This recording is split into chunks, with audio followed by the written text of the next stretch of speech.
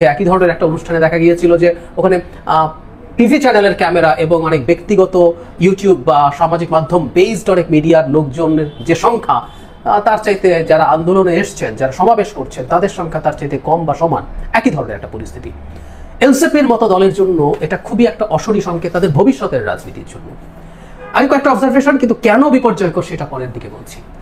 এই যে তাদের সমাবেশের সংখ্যা এটা দেখা গেল, এর প্রধান কারণ আমি বোধ করি তাদের সাথে জামাতের সাম্প্রতিক বাদানুবাদ।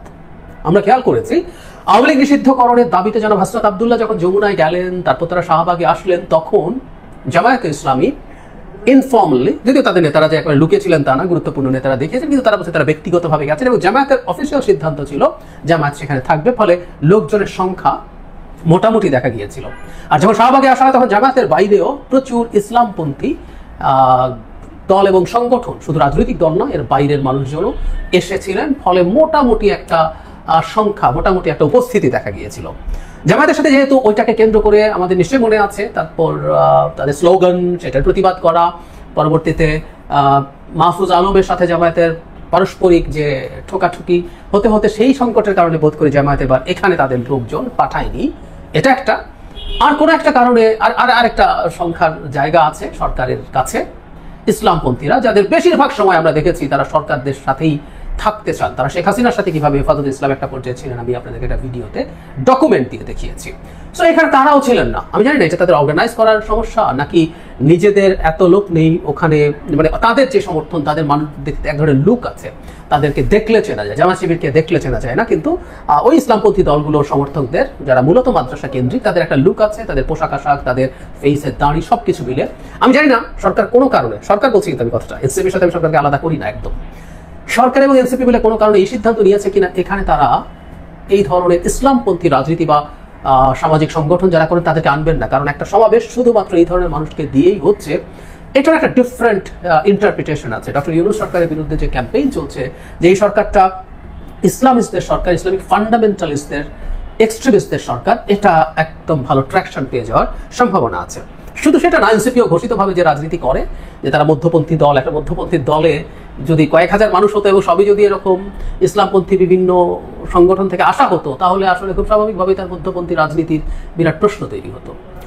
যাই হোক, সবকিছু মিলে তারা নিশ্চয়ই এতটা এক্সপেক্ট করেন নাই, এই জায়গায় এসে ঠেকলো। এখন তাদের সংকটটা কোন জায়গায়? আমি বলছিলাম ভবিষ্যতে আসলে বাংলাদেশের রাজনীতির মাঠে সংখ্যার শক্তিও ফ্যাক্টর হয়ে থাকবে। সংখ্যা শক্তি, মাঠে সংখ্যা শক্তি দেখানো আসলে একটা সঠিক রাজনীতি বলে আমি মনে করি না। আমরা আশা করেছিলাম শেখ হাসিনার পতনের সাথে সাথে মাঠে নেমে শক্তি প্রদর্শন করার চল থেকে আমরা ধীরে ধীরে, তাড়াহুড়ো করে না হলে ধীরে ধীরে বেরিয়ে আসবো, কিন্তু সরকারের একটা অংশের ফাজলামোর কারণে ওই পরিস্থিতি রয়ে গেছে। ফলে বিএনপি মাঠে তার শক্তি দেখানোর চেষ্টা করছে। এখন সরকারের ওই অংশটাও চাইবে তাদেরও শক্তি কোনো না কোনো ফর্মে দেখানো। এখন এনসিপি যখন তার অবস্থা এইরকম নিয়ে হাজির হয় সবার সামনে, এটা তাদেরকে হতাশ করবে, জনগণকেও এনসিপির প্রতি হতাশ করবে।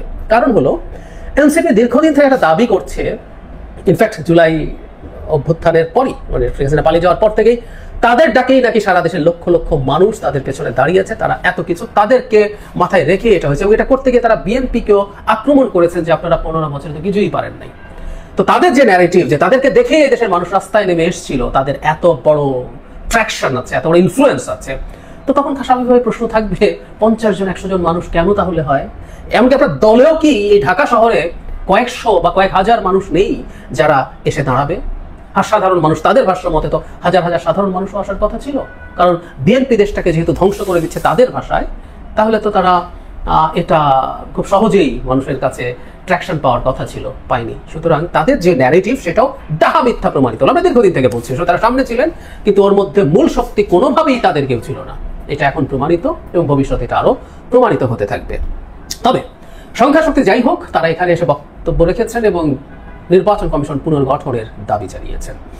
এটা তারা করে যাবেন এবং নির্বাচনটাকে ঝামেলায় ফেলার জন্য তাদের এটাই কৌশল হবে, এবং তারা নির্বাচনটাকে ঝামেলায় ফেলার কৌশল হিসাবেই এটা করছেন। আই রিপিট, আমি আবারও বলি, নির্বাচনকে ঝামেলায় ফেলার কৌশলের অংশ হিসেবেই তারা করছেন। তাদেরকে কেউ করাচ্ছে, একটা অংশ তারা অ্যালাইন্ড। কেন বলছি? মানে নির্বাচন কমিশন কি বাংলাদেশে ম্যাটার করে? মানে তারা আজকে এসব কথা বলেন, ছোট মানুষ, বয়সে অনেক আমাদের তুলনায়, কিন্তু কনসাসনেস তো থাকা দরকার। শেখ হাসিনার সময় আমরা কি লড়াই করেছিলাম, কি ফাইট ছিল?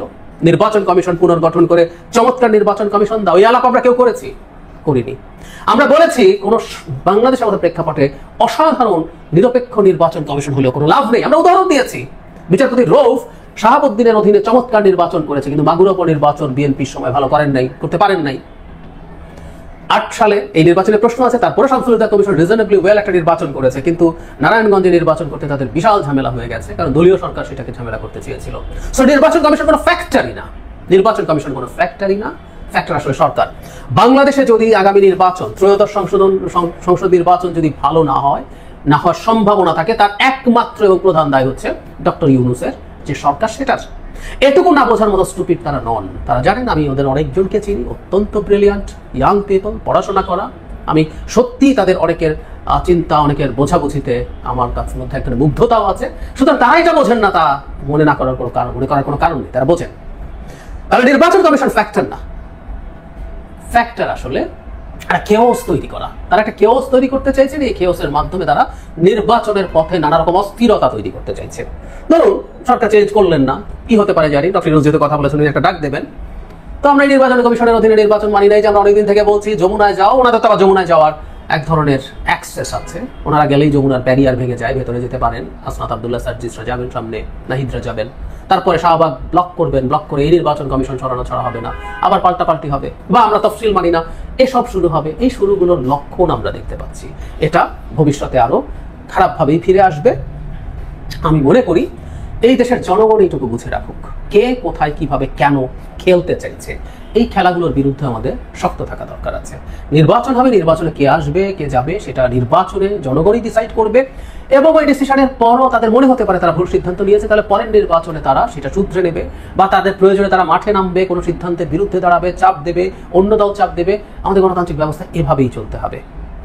ক্ষমতা ধরে রাখার মতো কোনো ইত্রামি বাংলাদেশের মাটিতে যাতে আর না হতে পারে, সেটা যেই করুক, সেটা শেখ হাসিনা কিংবা ডক্টর ইউনূসের সরকার পুরোটা বা একটা অংশ করুক, সেটা আমরা মেনে নেব না। এই জায়গায় আমাদের শক্ত হওয়া দরকার।